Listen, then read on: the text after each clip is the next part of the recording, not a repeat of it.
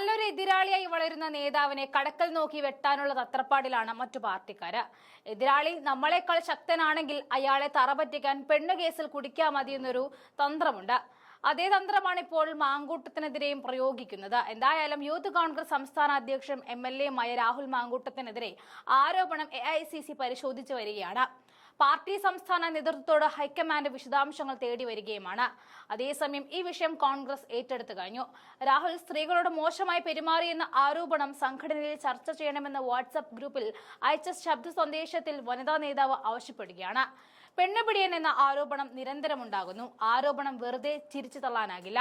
രാഹുൽ മറുപടി പറയണമെന്നും തെറ്റുകാരനാണെങ്കിൽ മാറി നിൽക്കണമെന്നുമാണ് വനിതാ നേതാവ് ഓഡിയോ സന്ദേശത്തിൽ പറയുന്നത്.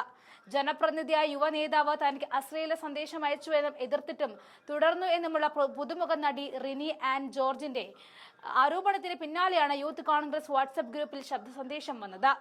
നേതാവിന്റെ പേര് വെളിപ്പെടുത്താൻ നടി തയ്യാറായിരുന്നില്ല. ആരോപണ വിധേയന്റെ പാർട്ടിയിലുള്ള പലരെയുമായി നല്ല ബന്ധമുള്ളതിനാലാണ് ഇതെന്നും റിനി പറഞ്ഞിരുന്നു. സാമൂഹ്യ മാധ്യമം വഴിയാണ് യുവ നേതാവിനെ പരിചയപ്പെട്ടത്. 3.5 വർഷം മുൻപാണ് ആദ്യമായി മെസ്സേജ് അയച്ചത്. ഇതിനുശേഷമാണ് നേതാവ് ജനപ്രതിനിധിയായത്. തുടക്കം മുതൽ മോശം മെസ്സേജുകൾ അയക്കുകയായിരുന്നു. തന്നെ 5 സ്റ്റാർ ഹോട്ടലിലേക്കും ക്ഷണിച്ചുവെന്നും പാർട്ടിയിലെ നേതാക്കളുടെ പരാതി പറഞ്ഞിരുന്നു. നേതൃത്വത്തോട് പരാതി പറയുമെന്ന് യുവ നേതാവിനോട് പറഞ്ഞപ്പോൾ പോയി പറയൂ, ഹൂ കെയേഴ്സ് എന്നാണ് മറുപടി പറഞ്ഞതെന്നും നടി പറഞ്ഞിട്ടുണ്ട്. ഈ സംഭവം കോൺഗ്രസ് വലിയ ചർച്ചകൾക്ക് വഴിവെച്ചിരിക്കുകയാണ്. നിലവിലെ ആരോപണങ്ങൾ പുറത്തുവരും മുൻപ് തന്നെ രാഹുലിനെതിരെ പരാതി ലഭിച്ചിട്ടുണ്ട്. അന്വേഷിക്കാൻ സംസ്ഥാനത്തിന്റെ ചുമതലയുള്ള AICC general secretary Deepa Das Munshi KPCC നേതൃത്വത്തിന് നിർദ്ദേശവും നൽകി കഴിഞ്ഞു. യൂത്ത് കോൺഗ്രസ് സംസ്ഥാന അധ്യക്ഷ സ്ഥാനത്ത് മാറ്റുന്നതടക്കം ഉള്ള കാര്യങ്ങൾ ഹൈക്കമാൻഡ് ആലോചിക്കുന്നുണ്ട്. അതേസമയം ഈ വിഷയങ്ങളോടൊന്നും രാഹുൽ പ്രതികരിക്കുന്നില്ല. ഇനിയിപ്പോൾ ഇത് സത്യമാണോ കള്ളമാണോ എന്ന് തെളിയേണ്ടതുണ്ട്. MLA ഓഫീസിലും ആളില്ല എന്നാണ് വിവരം. എന്തായാലും വനിതാ നേതാവിന്റെ ഓഡിയോ സന്ദേശത്തിൽ പറയുന്ന പോലെ ഇതിലെ നെല്ലും പതിരും തിരിച്ചറിയണം. അതിനായി മാങ്കൂട്ടം അന്വേഷണത്തിന് സഹകരിക്കണം. ആ ഓഡിയോ സന്ദേശം കൂടി നമുക്ക് കേൾക്കാം. നേതാവിനെ കുറിച്ചുള്ള പരാതി മറ്റുള്ള നേതാക്കളോട് പറഞ്ഞു. എന്നിട്ടും പരിഹാരം ഉണ്ടായില്ല. അയാൾ പിന്നീട് വലിയ വലിയ പോസ്റ്റുകളിലേക്ക് എത്തി.